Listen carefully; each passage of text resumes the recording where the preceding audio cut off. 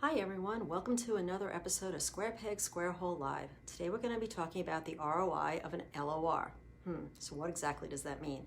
Well, ROI is return on investment and LOR is letter of recommendation or recommendation letters as they're often called. Right? So the question is, how important is a recommendation letter to your college application? Well, the answer is sometimes very important.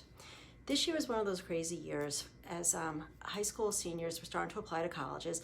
Many of them went test optional. And as soon as they did that, they lost a data point. Right? Your SAT, ACT scores, those provide a piece of information to the colleges. When used in conjunction with your grade, it's often fairly representative of who you are as a student. Not so much when it's used by itself. But that's a whole other subject, and you can go back to my Facebook Lives from the past to see my whole talk about test optional and what that really means. But when the schools went test optional, they had to figure out another way to look at the student and to get a more holistic approach, right? That was their new thing. They were really talking a lot about that. So if a school was new to it, which some schools were, it was different for them. Other schools, such as University of Chicago, which had been doing it for a while, had a better handle on it. But the one thing that came across no matter who you talked to when they went test optional was that they were really starting to look at the subjective parts of the application. Your essays, your activities, and your recommendation letters. And it turned out that a well-written recommendation letter could be the piece of information they needed that would separate the haves from the have-nots, so to speak, the accepted from the rejected. So, but why is that? Right? What's so big about a recommendation letter? Well, think about the purpose of a good letter. It's to give the reader, somebody in admissions, another point of view, hopefully a little bit more objective, that tells them something about you that they can't figure out from the application, right? Your application is your essay, it's your activities, it's your grades, right? But that doesn't really always bring you to life.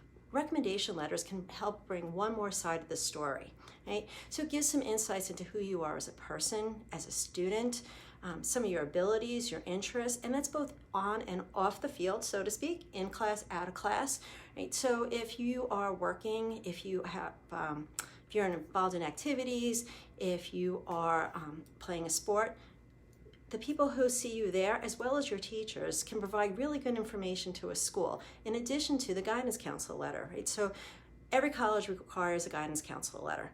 So in addition to that, you have potential for anywhere, sometimes none, but sometimes up to 10 additional letters can be sent talking about who you are.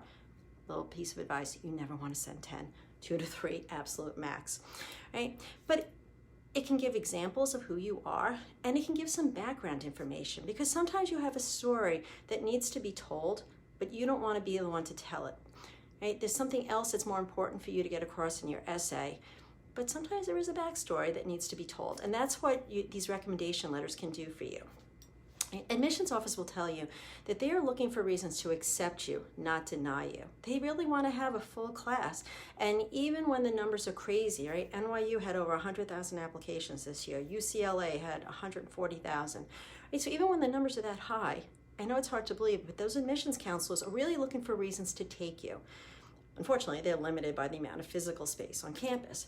So it's important to find people to write those letters for you who can really write a good one, because while a really well-written recommendation letter can help, a generic one can go against you. So if you ask somebody to write a letter and they don't really know you, it doesn't give any information, and it may make the admissions officer think, if the only person you could think of to ask couldn't even write something about you that gives some new information, should we admit you?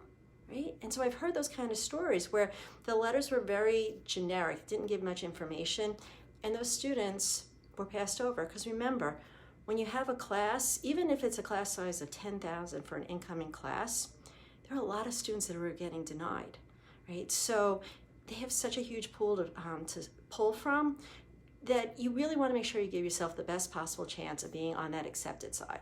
So what do? Well, one thing that's really important is to build relationships between you, your teachers, your coaches, the people you work for or volunteer with. You want to build those relationships. So freshman, sophomore, clearly important years to be doing that. Junior year in your fall, really starting to get to know your teachers, making sure that they have a good sense of you, because the colleges want to see letters from your junior year.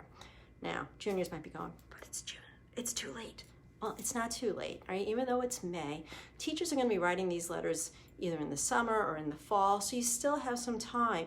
to make sure your teachers know who you are and that they see that you're putting the effort forth, right? That's really what it comes down to. So the first thing you do is you want to build relationships.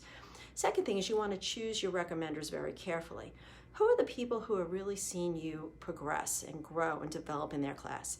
You don't need to have gotten an A. You don't need to be the best athlete on the team. You don't need to be the star employee. What you need to be is somebody who has really developed, who really tries hard. Maybe you've had some obstacles that you've overcome in that class or that organization.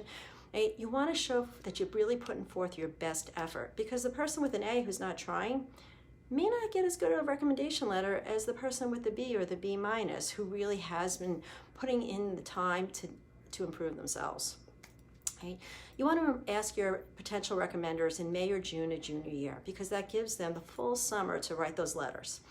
Right?